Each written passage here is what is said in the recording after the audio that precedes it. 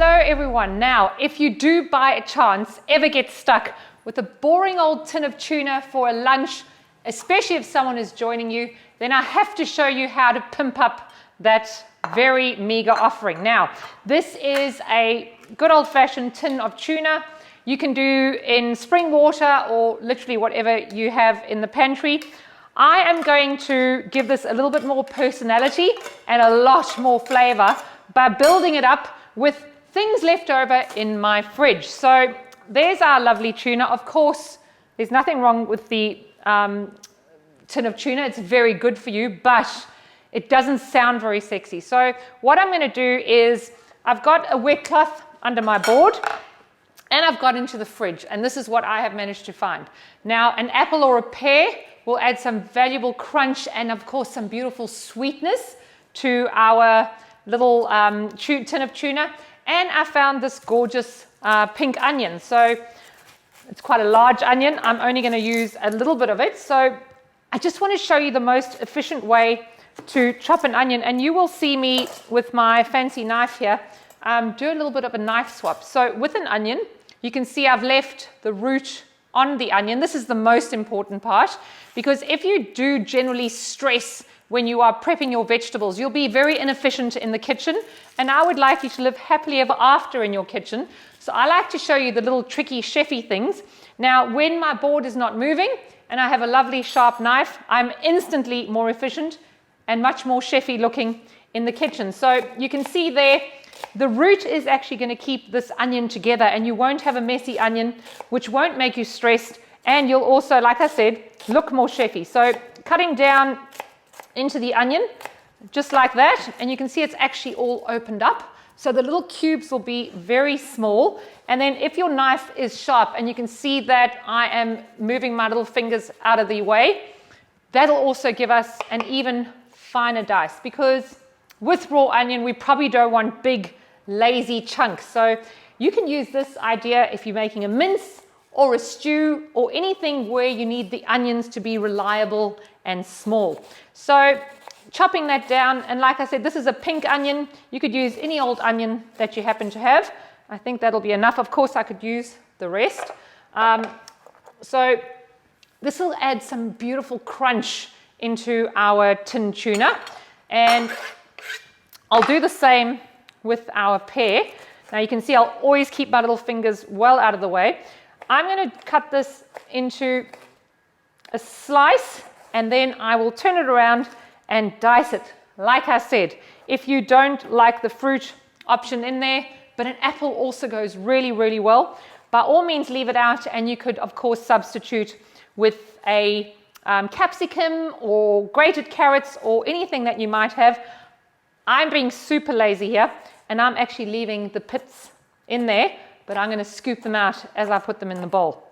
All right, so that's nice and quick and easy. Everything in a small chunk so that it is glamorous, especially if you're having this with someone at lunch. We want to make sure we look glamorous. So that is the beginnings of our lovely little tuna tower that I'm going to show you how to make. Now we need to dress that. So of course you can use whatever dressing you like. In this instance, I'm going to use a sexy mayo. Now this is not a mayo that I've made, it's just a little store-bought mayonnaise, but you could use a plain yogurt or a Greek style yogurt or even a creme fraiche or something like that. So what I'm going to do here is just a nice big dollop of the mayo. That might be too much. And to pimp that up, because it's only mayo, I'm going to do a lovely black pepper and mushroom gravel. Now, when I say a mushroom gravel, this is a dried mushroom, porcini mushroom that I just happen to have. But if you don't have that, just a little bit of pepper. We want to really season this, or even a dollop of a Dijon mustard or a grainy mustard will also be good. And the reason I'm dressing it is obviously for flavor, but also I need this to stick together when I am plating. So anything could go in here. It's your tin of tuna, and you can pimp it up any which way you like. I definitely need more color in there. So what I'm going to do is a sexy little plate. I'm going to show you how to use a stacking ring. Now, if you don't have a stacking ring, that is absolutely fine. I've got one because I use them all the time, but you could just get a peanut butter jar, and when it's finished, you can rinse it out, wash it out, and then just take your bread knife, cut it on both sides, trim it with scissors, and you'll have a lovely free plastic stacking ring that you didn't have to pay any money for. So very convenient, and of course you can keep that for the next time you need it. Then I'm going to start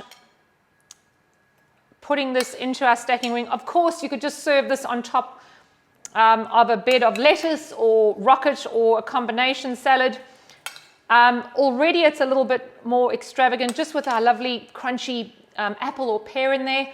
Of course, if you had some camembert or maybe a brie, that would be really nice snuck into this because it would add that lovely creaminess, or even a feta. So you can see that I'm packing this quite high. If this is your only lunch, you do want a significant amount of it, but of course you can make it smaller.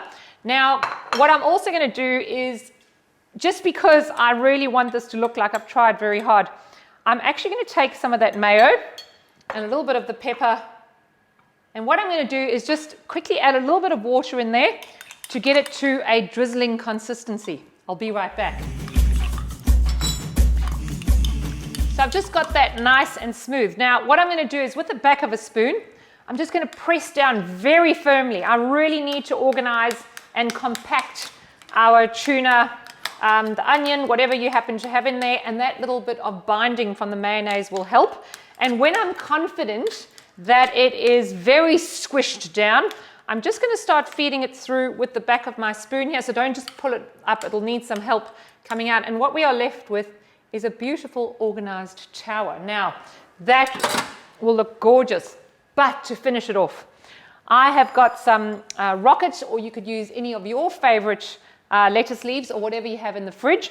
And with a handful of rocket here, just to get it to stand higher on the plate. So these are those little chefy tricks. I'm just going to twirl the rocket just to organize the leaves just in the palm of my hand, because then we get some nice height. All right, and always dress your lettuce leaves. So these are rocket leaves, but if we dress those and just keep pushing them on the top, beautiful. It's like building a little fire. I've also got some petals. So I've got an edible landscaped garden, which gives me hours of pleasure. And you can see that that is going to add some beautiful color, and it's going to look very expensive indeed.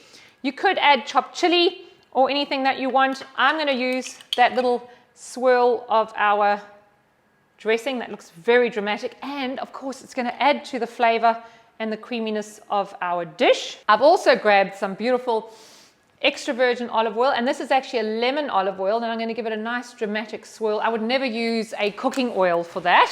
And then last but not least, a little bit of that dressing over the leaves itself, and I think that would be a wonderful addition to anyone's plate at lunch.